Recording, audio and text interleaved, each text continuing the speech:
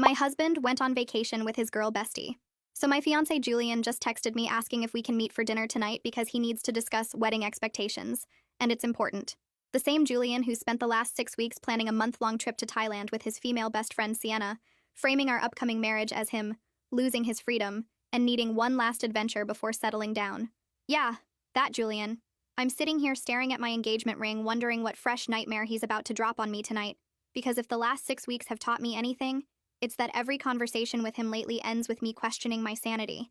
Because honestly, after listening to him quote Sienna's relationship wisdom like she's some kind of guru, after finding their secret text threads calling me jealous and controlling, after watching him book this entire escape with another woman 2 months before our wedding, I'm starting to think this dinner is going to be the breaking point.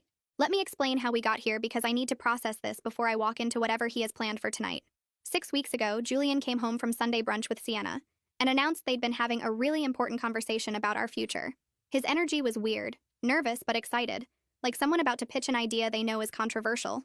I was folding wedding RSVPs at the dining table, checking off names of people who'd be watching us get married in just 2 months, when he sat down across from me with this serious expression.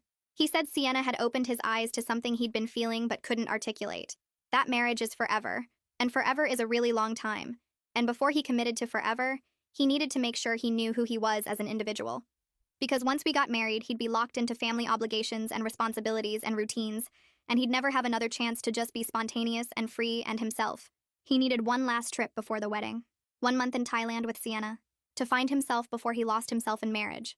I sat there with a stack of RSVPs in my hand, cards from people who'd already bought plane tickets and booked hotels to watch us promise forever to each other, and stared at him. I asked if this was a joke. He said no. He was completely serious. Sienna takes these freedom trips with all her friends before they get married, and she'd been explaining to him how crucial it is for his mental health and our future relationship. That the strongest marriages are between two people who know themselves as individuals first. I asked why he couldn't take a trip with his guy friends, or why we couldn't take a trip together before the wedding. He said his guy friends would just want to party and wouldn't give him space for real self-reflection. And taking a trip together would defeat the entire purpose. He needed distance from us to figure out if he was truly ready for us to become permanent. He needed to experience life without me to make sure he wanted life with me. The way he said it made our engagement sound like a mistake he needed to verify before it was too late. Like proposing had been impulsive and now he needed to check his work. When I pointed that out, he got defensive and said I was being dramatic. That engagement is just a promise, but marriage is legally binding, and it's actually really mature of him to want to make sure he's mentally prepared. That most people don't have the self-awareness to recognize their needs before it's too late. Over the next few weeks, the arguments were constant. Every conversation circled back to his trip. He'd already started planning with Sienna. I'd overhear their calls about temples and beaches and full moon parties. They had whole itineraries mapped out.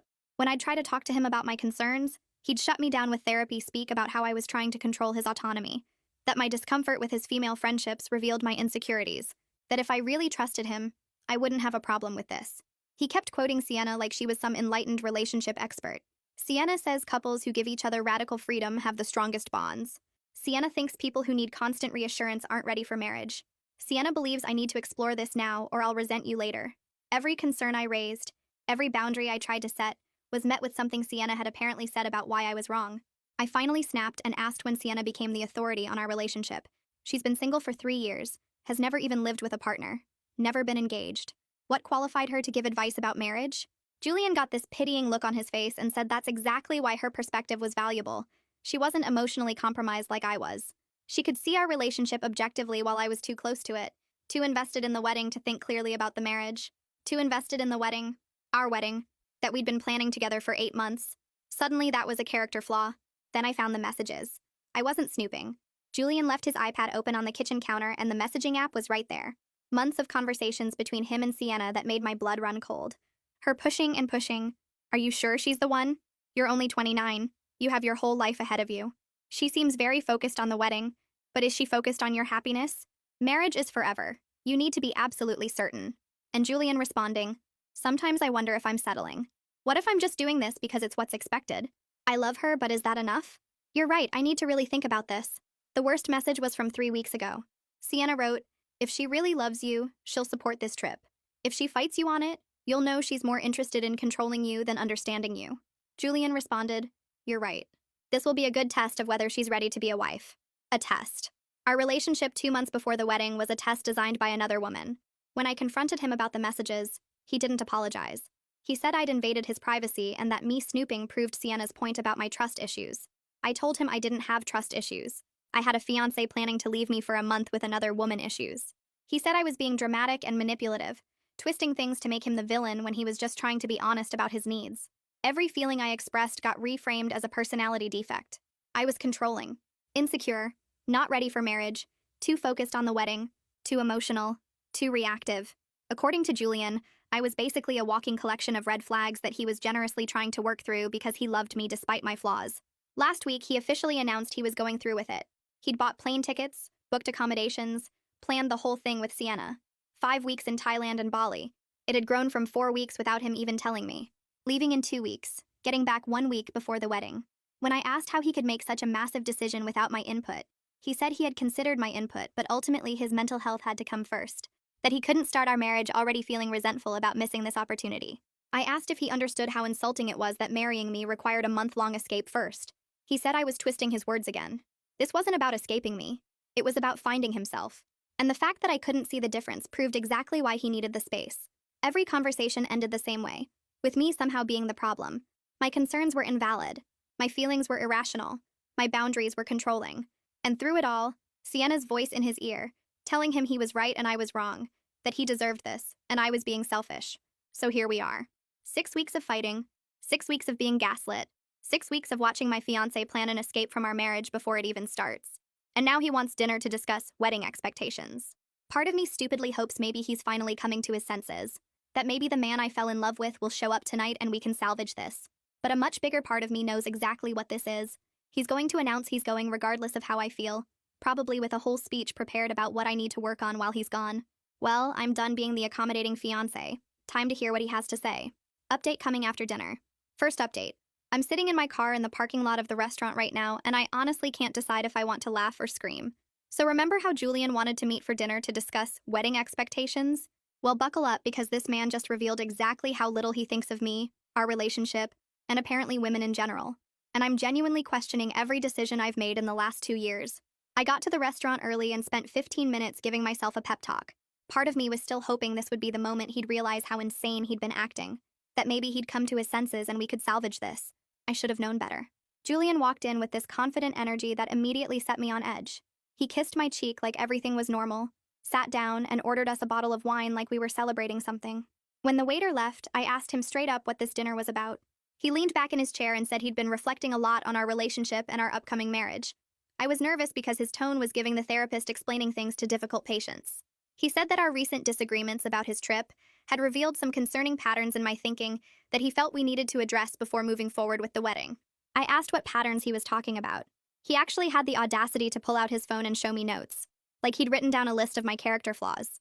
He started with how I'd reacted emotionally instead of rationally to his trip announcement, how I'd made his needs about my insecurities instead of supporting his personal growth, how I seemed more focused on the wedding than the marriage, which worried him about my priorities. Every point felt like a punch to the gut, but I stayed quiet and let him talk because I needed to hear exactly how deep this went. Then he got to the real point of the dinner. He said he'd decided, not discussed, not asked, that he's going on the trip regardless of my feelings about it, that he can't let my discomfort dictate his choices, or he'll end up resenting me for the rest of our marriage. He said this like he was being noble, like he was doing us both a favor by establishing boundaries before we said our vows. I asked if he understood that most people would consider planning a month-long vacation with another woman 2 months before their wedding to be a massive red flag, not a boundary. He said that's exactly the kind of conventional thinking that stifles relationships. But wait, it gets so much better. He then launched into what he'd planned for me while he was gone. He said, and I'm quoting here because I'll never forget these words, "I think you should use this time to really focus on preparing for your role as my wife." I asked him what he meant by that, and he actually smiled like he was about to give me helpful advice. He said that since I'd been so focused on my career, I hadn't really thought about the domestic side of marriage, that his mom had mentioned I didn't know how to make his favorite meals, and maybe I could take some cooking classes, that I could use the time to practice making our house more of a home instead of just a place we sleep. I sat there in complete shock as he kept going. He said marriage would require me to shift my priorities a bit, maybe consider going part-time at work eventually, so I could focus more on our home life and future family. That Sienna had really opened his eyes to how important it is for wives to support their husbands' ambitions instead of competing with them. That the strongest marriages have clear roles and expectations, and he wanted to establish that now before we made things official. I finally found my voice and asked if he was seriously telling me I needed to become a 1950s housewife while he went on vacation with another woman. He got this frustrated look and said I was twisting his words, that he just wanted me to understand that marriage requires sacrifice and compromise, and right now he wasn't seeing much willingness to compromise from my end. I pointed out that I'd been compromising our entire relationship while he demanded I accept increasingly disrespectful behavior. He said that's exactly what he meant about my attitude. I saw support as disrespect, which revealed a fundamental misunderstanding of partnership. Then came the line that made me realize I was talking to a stranger. He said, and I quote, "Supportive wives don't question their husband's female friendships. If you can't handle me having close women friends, you're not ready for marriage. Part of being a wife is trusting your husband completely and not creating drama where none exists." I asked him how he'd feel if the roles were reversed, if I announced I was taking a month-long trip with a male friend 2 months before our wedding, told him to use the time to work on being a better husband, and suggested he go part-time at work to support my career better. The look on his face was everything I needed to see. For just a second, his mask slipped, and I saw pure outrage at the idea of me doing exactly what he was demanding I accept from him. But he caught himself quickly and said that would be different because men and women have different relationship needs. That women are naturally more nurturing and home-focused, while men need more freedom and independence. That comparing our situations wasn't fair, because the dynamics are fundamentally different. I told him that was the most sexist thing I'd ever heard him say. He said it wasn't sexist, it was biological reality, and the fact that I was offended by basic gender differences showed how influenced I'd been by modern feminist nonsense that was destroying healthy relationships. I couldn't even respond to that. I just sat there staring at this man I'd agreed to marry, wondering when he'd become this person, or if he'd always been this way, and I'd just been too blind to see it. He took my silence as agreement and kept going. He laid out exactly what he expected from the next 2 weeks before he left. I'd stop complaining about his trip. I'd work on my domestic skills and my attitude. I'd think seriously about my career trajectory and how it would fit into our marriage. And I'd apologize to Sienna for being unwelcoming and hostile toward his friendship with her. Apologize to Sienna, the woman who'd been poisoning my relationship for months. The woman who'd convinced my fiancé that I was the problem. I asked if he was joking. He said he was completely serious, that Sienna had been nothing but supportive of our relationship, and I'd treated her terribly just because I was jealous and insecure. That part of growing up and being ready for marriage meant acknowledging when you're wrong and making amends. I asked about the logistics of our relationship while he was gone. Would we talk every day? Would I be involved in any decisions about the wedding? What was the plan? He got uncomfortable and started hedging. Said he couldn't promise daily communication because he needed true separation to really think. Said I should handle the wedding details myself since I clearly cared about them more than he did anyway. Said he'd need flexibility and couldn't commit to specific check-ins because that defeated the purpose of freedom. Then I asked if Sienna would be comfortable with me visiting if I decided to fly out and surprise him. The way he immediately said no told me everything. He stumbled through some excuse about how Sienna wasn't comfortable with me because of how I'd reacted to their friendship, and that bringing that energy into their trip would ruin the whole experience for both of them. So let me get this straight. My fiancé was going on a month-long vacation with a woman who specifically didn't want me around, and somehow I was the problem. I sat back and really looked at him, at this man who was supposed to be my partner, my equal, my future, and all I saw was someone who wanted a maid and a cheerleader, not a wife. Someone who'd rather listen to another woman than respect his fiancé. Someone who thought marriage meant I'd lose myself while he gained freedom. I asked him one last question. Do you even want to marry me? He looked offended and said of course he did. That's why he was trying to work through these issues now. I said it seemed like he wanted to marry a version of me that didn't exist. Someone who'd happily stay home and cook while he traveled the world. Someone who'd never question him or have needs of her own. Someone who'd put his freedom above her own dignity. He said I was being dramatic again, and that this was exactly why he needed this trip, to get clarity on whether I was capable of being the partner he needed.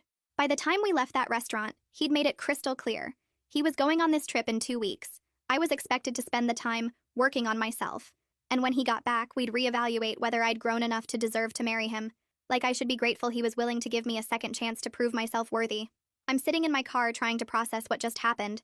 But honestly, I'm not sad. I'm furious. While Julian was busy explaining all the ways I need to change and listing his expectations for what kind of wife I should become, I was making some realizations of my own. He wants freedom? He wants someone to show him what a supportive partner looks like? Well, I'm about to give him a masterclass in both. Tomorrow I'm making some calls and booking some trips of my own.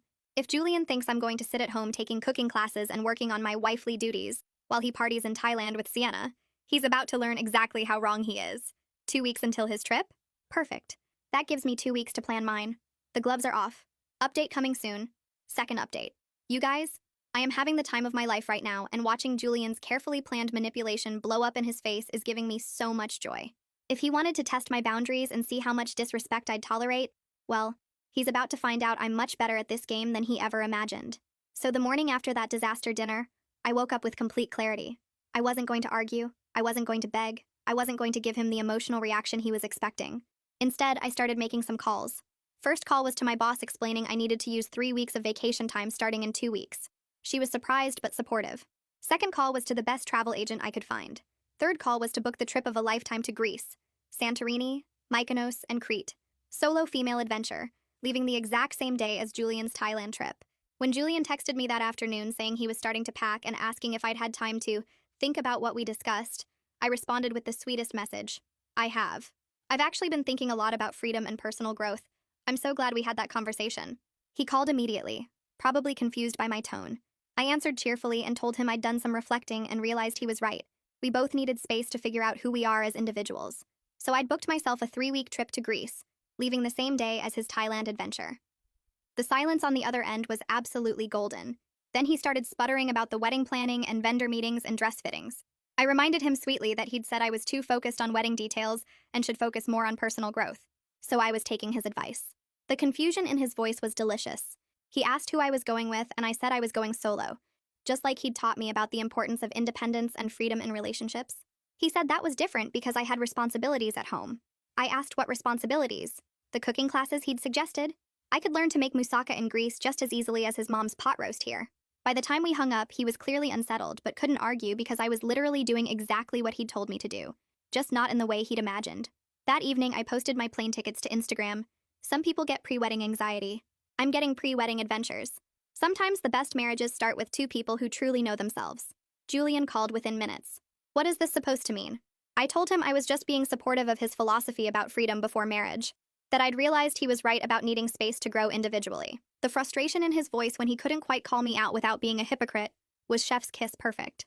The next 2 weeks were gold. Julian kept sending me updates about his packing like I was supposed to care.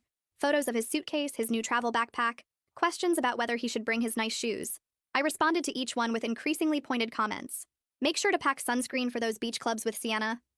And don't forget nice outfits for all those sunset dinners. He couldn't tell if I was being supportive or sarcastic, and it was driving him insane. Then the departure day came. Julian and I both left for the airport. Him for Bangkok, me for Athens. The look on his face when he saw my packed bags was priceless. He'd clearly hoped I'd come around and see him off like a good little fiancé. Instead, I was calling my own ride, bright-eyed and excited for my own adventure. The first 2 days, I posted gorgeous content from Santorini. White buildings against blue sky, incredible sunsets, wine tasting, exploring villages. Meanwhile, Julian was posting typical tourist stuff. Temples, street markets, him and Sienna making goofy faces at the camera. Then on day 3, everything shifted. Julian's posts turned into full-on beach club party content. And Sienna was in almost every photo wearing almost nothing. Photos of Sienna in a tiny red bikini at an infinity pool, both of them holding cocktails. Sienna in a neon pink string bikini on a boat. Beach club pictures where she was practically draped over him in a barely there white swimsuit. Pool party shots, her in different bikinis every day. Orange, yellow, black, each one more revealing than the last. My best friend Mara was screenshotting everything and sending it to me with skull emojis. Is he serious right now? She's basically in lingerie in half these photos. And he was worried about you learning to cook moussaka with a local chef? One particularly memorable post showed them at a rooftop bar at sunset. Sienna in a black bikini with a sheer sarong, leaning against him while they watched the view. Caption: Living our best lives. Another showed her in a leopard print bikini lying on a beach daybed next to him. Then came the one that made Mara lose it. Sienna in his hotel bathrobe on their balcony, coffee cup in hand. Caption: Room service breakfast just hits different when you're living freely. But I didn't comment on his posts. I was too busy actually living my best life. On day 3 in Santorini, I wandered into this family-owned restaurant overlooking the caldera. The owner's grandson, Nico, took my order. We started talking, and I ended up staying for hours, talking to him and his grandmother, Yaya Katerina, about the island, about food, about life. He offered to show me some hidden spots the tourists never see. Over the next few days, Nico became my guide and my friend. We explored hidden beaches. He taught me to cook traditional dishes in his grandmother's kitchen. We talked for hours about everything and nothing. And I started posting about it, but tastefully. Photos of the cooking lessons, beautiful scenery, moments with Yaya Katerina, everything real and authentic and fully clothed, unlike the softcore resort wear catalog Julian was posting. The contrast was stark. His posts looked like a spring break MTV special. More beach clubs, Sienna in a yellow bikini that was basically 3 triangles in string, them at beach bars with her sitting practically in his lap, her in a white crochet bikini that left nothing to imagination. Mine looked like a life-changing cultural experience. Sunset cooking sessions, village explorations, genuine connections. And Julian noticed. His text started getting concerned. Who's that guy in your stories? Are you hanging out with locals? Why aren't you answering your phone? I'd respond hours later with breezy messages. Having an amazing time. Thought we were both enjoying our freedom. Meanwhile, his posts with Sienna kept getting more provocative. Sienna in a metallic gold bikini at another beach club. Beach volleyball in barely there bottoms. A particularly egregious post of them at a full moon party. Her in body paint and a bikini top. Him with his arm around her. The internet was forever, and he was documenting all of it. Mara sent that one with, "I'm sorry, body paint?" And he's got his arm around her. And he questioned you about making pastizio with a Greek grandmother? But the best part was watching Julian spiral. By week 2, his texts had gone from concerned to panicked. We need to talk about boundaries. I don't think it's appropriate for you to be spending so much time with some random guy. Are you even thinking about our wedding? I reminded him that he'd spent 6 weeks telling me that opposite-sex friendships were perfectly normal and that anyone who had a problem with them was insecure. That I was just being mature and trusting, like he'd asked me to be. The hypocrisy was so blatant he couldn't even argue back. Meanwhile, I was genuinely falling for this new life. Nico was kind and funny and treated me like an equal. We'd spend mornings at the beach, afternoons cooking with Yaya Katerina, evenings watching sunsets and talking about our dreams. There was no pressure, no games, no tests, just 2 people enjoying each other's company and seeing where it went. My posts reflected that. Genuine joy, real laughter, authentic experiences. His posts were still party-focused, but there was something desperate about them now. More beach clubs, Sienna in a blue sequined bikini, more bikini shots, red string bikini at sunset, but the captions were getting defensive. Living without apologies, and some people understand freedom, some people don't. By the end of week 2, Julian was trying to video call me multiple times a day. I'd decline and text back that I was busy or that the connection wasn't good. The few times I did answer, I kept it short and sweet. Yes, I was having an amazing time. Yes, Nico was wonderful. Yes, I was learning so much about myself. And then I'd have to go because we were heading to another beach or another family dinner or another adventure. His last string of posts before everything fell apart were almost sad. More full moon party content. Sienna in neon body paint and a bikini top. Different angles of the same party. Him trying to look like he was having the time of his life. But I could see the cracks. The forced smiles. The try-hard captions. Then on Sunday of week 3, the messages got desperate. We need to talk immediately. Something happened with Sienna. I want to come home early. This trip was a mistake, but I was too busy being happy to care. I was at a beach bonfire with Nico and his friends, watching the sunset, speaking broken Greek and laughing at my mistakes, eating amazing food, feeling more myself than I had in years. Some people plan freedom trips to test their partners, but some people discover that real freedom has nothing to do with tests or trips or proving points. It's about choosing yourself and refusing to accept less than you deserve. Julian's about to find out that while he was busy posting bikini pics with his friend, I was busy falling in love with an actual life worth living. Update coming soon. Last update. I literally cannot stop smiling at what just happened. Julian video called me and completely melted down on camera, and honestly, it was exactly what he deserved. So after 3 weeks of increasingly panicked messages from Julian about needing to talk and how things went wrong with Sienna, I finally answered his video call. I was at Nico's family restaurant during golden hour, the sun setting over the Mediterranean behind me, and I looked genuinely happy because I was genuinely happy. Julian, on the other hand, was calling from some dingy hostel in Bangkok looking absolutely wrecked. He immediately launched into this whole sob story about how Sienna had met some Australian guy named Dylan and ditched him over a week ago, how he'd been alone in Thailand, how the trip wasn't what he'd expected, how he wanted to come home early and work on us. He looked like he'd been sleeping in his clothes, and I felt absolutely nothing but relief that I hadn't wasted more time on him. I calmly told him, "I'm not coming home, Julian." His face went through about 5 emotions in 3 seconds. Confusion, disbelief, anger, panic. "What do you mean you're not coming home? Your trip is almost over." "I'm staying in Greece, with Nico, and the wedding is off." The explosion was immediate. "Over some vacation fling? You're throwing away our entire relationship for some guy you just met?" I stayed completely calm, which seemed to make him angrier. "You threw it away when you told me marrying you meant losing your freedom. Turns out I was the one trapped. Greece didn't just give me freedom, Julian. It gave me clarity." He started sputtering about how we could work through this, how his trip was a mistake, how he'd been wrong. I cut him off. I've spent 3 weeks with someone who treats me as an equal, who doesn't think supporting me means silencing myself, who doesn't need to run away to another country with another woman to figure out if he wants me. The contrast is pretty stark. That's when he shifted to anger. Started yelling about how I was being vindictive and irrational, how I was throwing away 2 years over nothing, how I'd planned this whole thing to hurt him. I reminded him that he'd literally told me to work on myself while he was gone. So I did. I worked on remembering what it felt like to be valued. And you know what's funny, Julian? I've been more productive working remotely from Greece than I ever was listening to you tell me I should go part-time. Turns out I didn't need to sacrifice my career. I needed to leave you. He completely lost it then, screaming about how Nico was probably just using me, how I was being naive, how I'd regret this, all while looking like he hadn't showered in days, sitting in a hostel bed, alone because his best friend had abandoned him. Speaking of using people, I said sweetly, how's Sienna? Oh wait, she left you for Dylan. Or did she? Because I'm curious, Julian, does Dylan even exist? The look on his face told me my suspicion was right. There was something he wasn't saying about Sienna's disappearance, but I didn't need to know the details. I just needed to be done. Here's what's going to happen, I said calmly. You're going to handle canceling all the wedding vendors. You're going to tell everyone why the wedding is off. And you're going to leave me alone to live my life. He tried one last manipulation. Get over yourself, Isla. I'm giving you one last chance to stop being ridiculous before we're done. I actually laughed. Julian, we've been done since you told me to learn to cook while you partied with another woman in bikinis. I just needed 3 weeks in Greece to remember what I deserve. And it's not this. While you were posting thirst traps with Sienna at beach clubs, I was building something real. While you were testing my loyalty, I was discovering I deserve someone who never makes me prove my worth. While you were finding yourself, I was finding someone who never made me feel lost. I could see movement in the background of his video. Good. Let whoever was there hear this. Enjoy explaining to everyone how you threw away your fiancé for a freedom trip, how you chose your single friend's advice over your partner, how you posted bikini photos with another woman 2 months before your wedding and then got mad when I actually took your advice about independence. Then I hung up while he was still trying to respond. Blocked his number.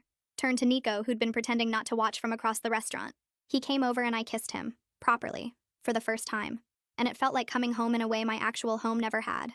My phone exploded with messages from friends and family after Julian apparently started calling people to tell his version of the story.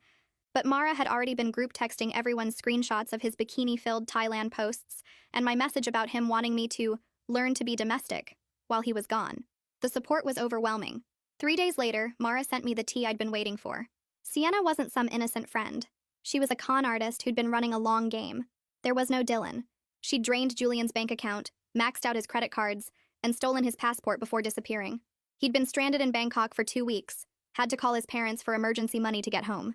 The police report Mara found online revealed Sienna had done this to multiple men. Fake identity, fake friendship, real theft. Julian had literally thrown away our relationship for a scammer who saw him coming from a mile away. I sent Mara back. He really threw away a real woman for a literal criminal? The universe has a sense of humor, Mara added. And all those bikini photos are still up. The internet is forever. Everyone can see him draped all over a known scammer. Apparently Julian's parents had asked about me, devastated they'd lost me as a future daughter-in-law. His mom had told Mara I was the best thing that ever happened to him. But I was already gone, already building a new life. 3 months later, mutual friends reported Julian was back home living with his parents, broke, trying to rebuild his credit, and dealing with the humiliation of everyone knowing he got scammed by his best friend. 6 months later, I'm still in Greece. Extended my visa, working remotely for my company, helping out at Nico's family restaurant when I can, learning Greek from Yaya Katerina, cooking family recipes, integrated into village life. I'm happy in a way I didn't know was possible. My last Instagram post was simple. A photo of me and Nico at a beach bonfire. Genuine laughter, surrounded by friends. Caption, chose freedom. Found myself. Never settling again. Mara commented. From almost bride to Greek island goddess. This is what choosing yourself looks like. To anyone dealing with someone who thinks they can test you, manipulate you, or make you smaller to fit their vision, don't argue. Don't beg. Just choose yourself and watch them realize too late what they lost. Julian wanted freedom. He got it. Just not the kind he imagined. And I got something better. A life where I'm valued, respected, and truly free. Living well really is the best revenge.